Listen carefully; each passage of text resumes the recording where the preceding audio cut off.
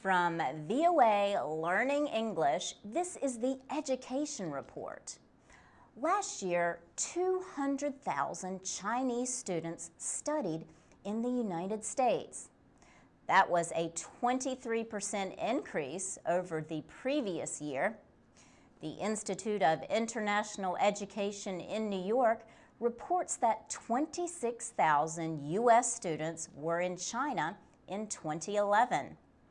They included 15,000 people studying for academic credit and 11,000 taking part in other educational activities.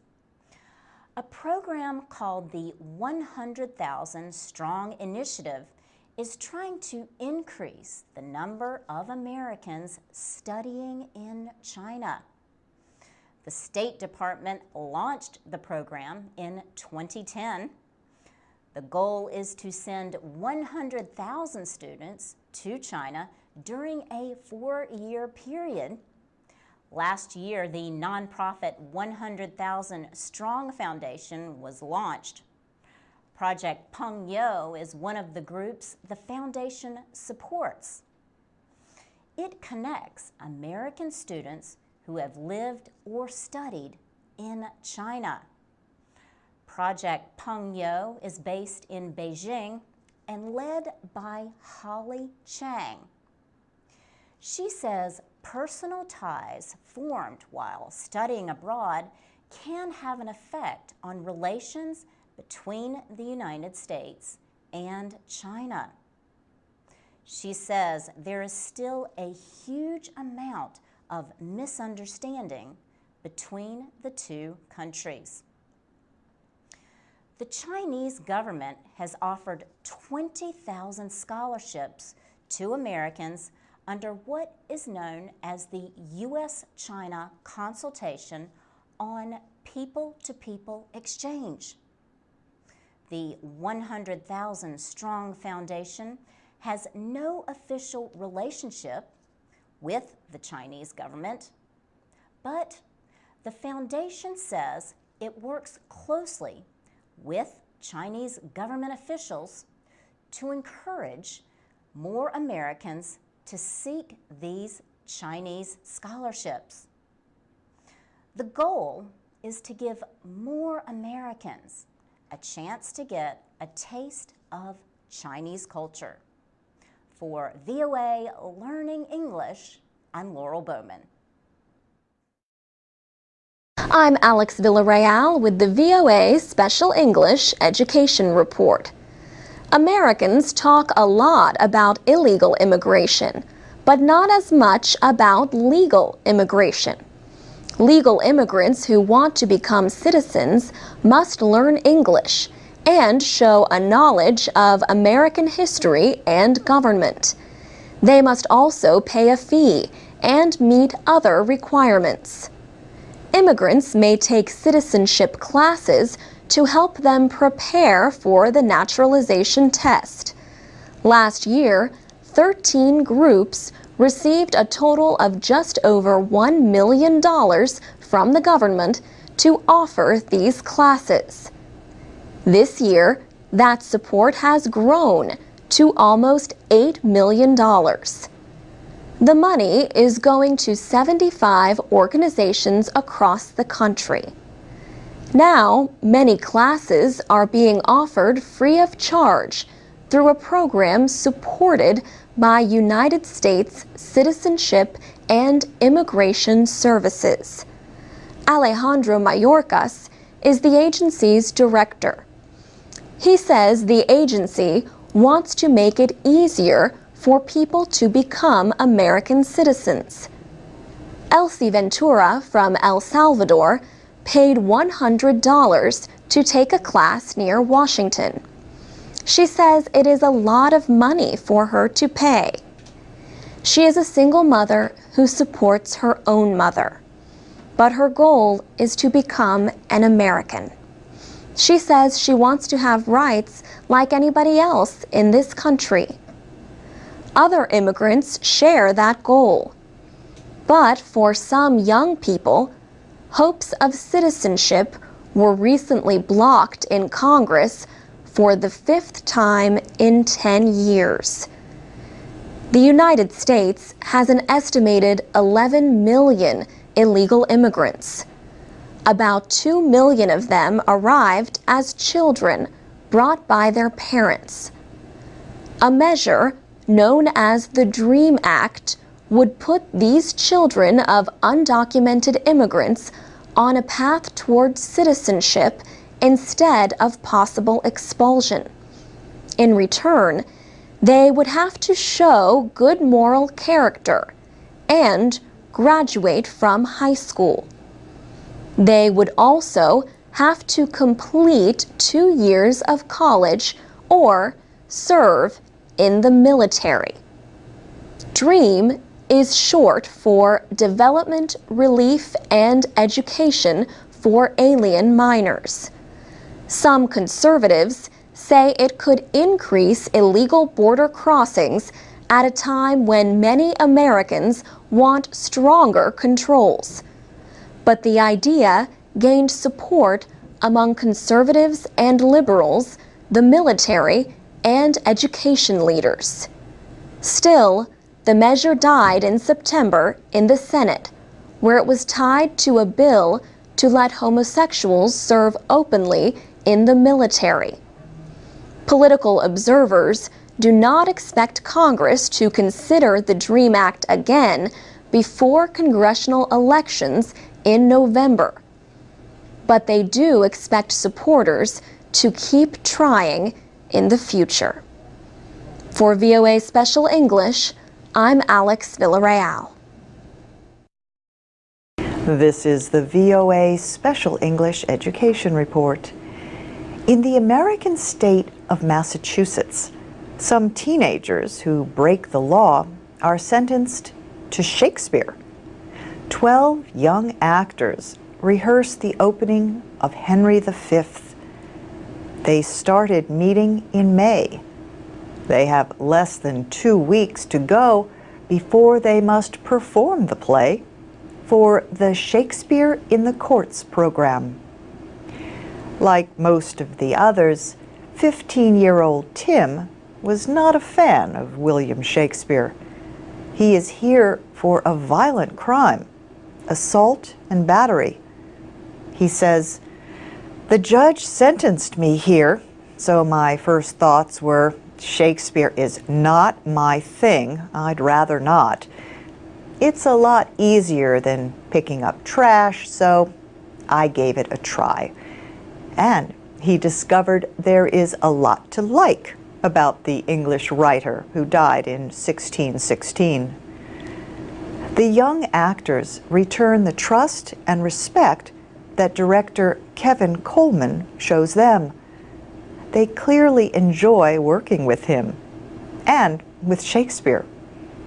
Mr. Coleman says, if you present it to them in a way that engages their imagination, that engages their playfulness, that engages their willingness, they really come alive. Kevin Coleman is education director for Shakespeare and Company, a theater group in Lenox, Massachusetts. Many years ago, the principal of the local high school came to him to develop a theater program for the school. That principal, Paul Paracci, later became a juvenile court judge for Berkshire County. He wanted to copy the program to help the teens in court develop self-esteem and communication skills and better control their anger. More than 200 kids have been sentenced to Shakespeare. The program is 10 years old, and it has received a lot of recognition, including an award in 2006 from the White House. Paul Paracci left the court last year at 70, the age when judges in Massachusetts must retire. But Shakespeare in the Courts is still going strong under the direction of Kevin Coleman. He says we're not there to fix them. It's not about fixing them. Will they get into trouble after they have done this program? Sure, because they are adolescents. Will they get into as much trouble? No.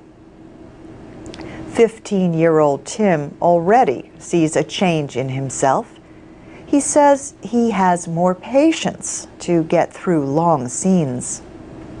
Paul Parachi says all the hard work is clear in the final performance. And that's the VOA Special English Education Report. You can watch a video of this report at voaspecialenglish.com. This is the VOA Special English Education Report. President Obama wants the United States to have the world's highest rate of college graduates. But his administration also wants stronger rules for colleges that operate for profit. Career colleges receive billions of dollars from taxpayers through student loans. The Education Department says some of that goes to waste and leaves students in debt for educations of little or no value. To receive federal aid, career colleges must prepare students for what the law calls gainful employment in a recognized occupation. 2 tests are proposed to see if they do. One would measure the relationship between debt loads and how much students earn after they complete a program. The other would measure the rate at which all students repay their loans, whether they complete the program or not. Programs that fail these tests could be restricted or blocked from federal student aid. The Education Department says for-profit colleges and training programs are important. In 2008, they had close to 2 million students, nearly 3 times more than in 2000. Last year, the 5 largest received more than 3/4 of their money from federal student aid. And that amount did not include other forms of government aid. Yet officials say for-profit colleges may be less supervised than other schools. They also point to reports of highly aggressive marketing. For every 100 graduates of for-profit colleges, 18 fail to repay their federal student loans. That compares to 5 graduates of public colleges and universities.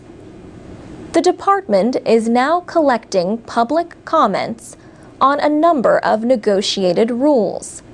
Some would require career colleges to release their graduation and job placement rates. The goal is to publish a final rule by November. The Career College Association called the debt-to-earnings proposal unwise, unnecessary, unproven, and unlawful. The group says it has found that students in higher-priced programs are more likely, not less likely, to repay their students' loans. It says the move could end programs serving 300,000 students. Female and minority students would face the most harm, it says, as they are more likely to attend career colleges. The association also points to shrinking budgets for community colleges. Its president, Harris Miller, says students need more information, not fewer choices. And that's the VOA Special English Education Report. From VOA Learning English, this is the Education Report in special English. Children starting school in Georgia this year have another reason to be excited. They are receiving computers they can take home with them. At a public school in the Georgian capital of Tbilisi, children are receiving netbook computers. Educational officials say the children will learn more and develop better computer skills if they can bring the technology home. The hope is that computer technology will become second nature to these children. The Georgian government is paying for the project. It has spent about $5.5 million on 50,000 Georgian-made netbooks. The computers are being made in an algorithm computer factory based in the capital. But the netbook computers are only part of the education upgrade. Georgia is also offering what it calls future classes. They have been opened in 80 schools around the country. These classes are fully equipped with modern technology. There are no pens, pencils, or notebooks. Future classes use interactive smartboards and monitors instead. So students learn and study using this up-to-date technology. Students also can study the electronic version of past lessons without going back through stacks of papers. All future classes are connected to each other digitally, so students can compare work and chat about the subjects they study. The Deputy Minister for Education says the netbooks are not meant to replace school books. She says they just want to give children an up-to-date and relevant education. And she adds that schools need to prepare children for modern-day challenges by exposing them to modern-day technologies. For VOA Learning English, I'm Laurel Bowman. This is the VOA Special English Education Report. About 10% of spending on primary and secondary education in the United States comes from the federal government. For 10 years now, federal law has tied this spending to student performance. States have been required to show progress through yearly testing. But states say testing tells only part of the story about efforts by schools and students to improve. So the Obama administration has eased the limits on states in measuring performance. The western state of Colorado, for example, has a new assessment method. This new measurement tool is called the Colorado Growth Model. The idea is to show academic growth, just not achievement on tests. It combines test scores, family income levels, school size, the ethnicity of the student, and many other factors. Bill Bonk is one of the creators of the Colorado Growth Model. He says, "It's a very fancy calculation. We're very proud of it." The results from schools across the state are shown online on a graph. The graph shows a school's average score on standardized tests, as well as its academic growth. Josh Smith is a principal of a middle school in a network of public charter schools called West Denver Prep. Charter schools are publicly funded but not operated the same as traditional public schools. Mr. Smith says he likes to show his students this graph so they can see their school's progress. Many of his students have parents who do not speak English. He likes to play word games with his students to help them expand their vocabulary. 8th grader Juan Saltero says names like these and studying hard have raised his expectations for himself. He says he wants to be an electrical engineer. The teachers really want you to learn, he says. They give you support and talk you through things. On average, students enter 6th grade at West Denver Prep performing below grade level. But 3 years later, most are outperforming other students across the state. The new assessment method shows that each year, the average West Denver Prep student learns more math than 94% of all the students in Colorado. Reading and writing scores also show growth. Josh Smith says the students have to study hard to meet high expectations. But he says perhaps the most important thing they should learn is to believe in themselves.